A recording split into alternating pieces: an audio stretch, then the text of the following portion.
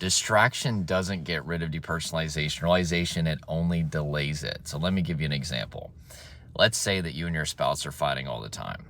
And instead of resolving what's causing the fighting, instead of connecting so that way you don't fight anymore, you decide to disconnect.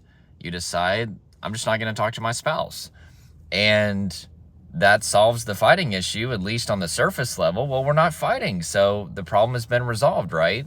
No, if you never dealt with the root of what was leading to the disconnection, you haven't really resolved anything, even if the fighting is stopped. And likewise, if you're distracting your mind 24/7 and you're seeing depersonalization, realization decrease or shut off, you may think that you've cured yourself, but what's really happened is you've gotten so deep in your head that you've lost something called interoception, which is the experience of the embodied self, meaning you're experiencing results by way of numbness, right? Depersonalization, realization are trauma coping mechanisms. They show up at the point of traumatic, overwhelming stress.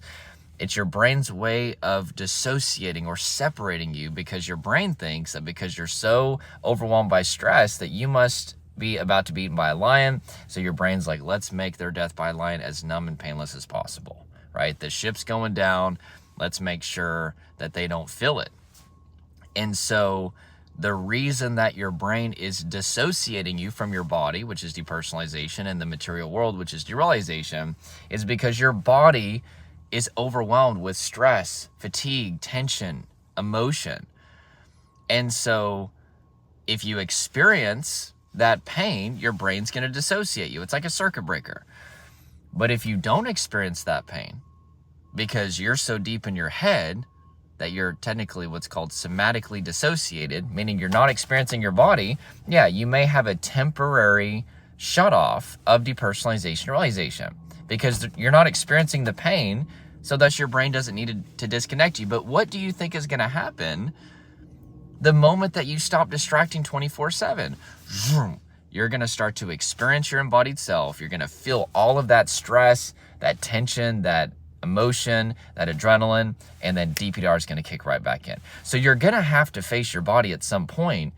You might as well do it now. This is what I do with my clients. This is why they're able to not just recover, but see long-term results, is because we're not using the Band-Aid quick fixes, which don't exist. We're actually dealing with the trauma stored in the body, which makes DPDR go away forever.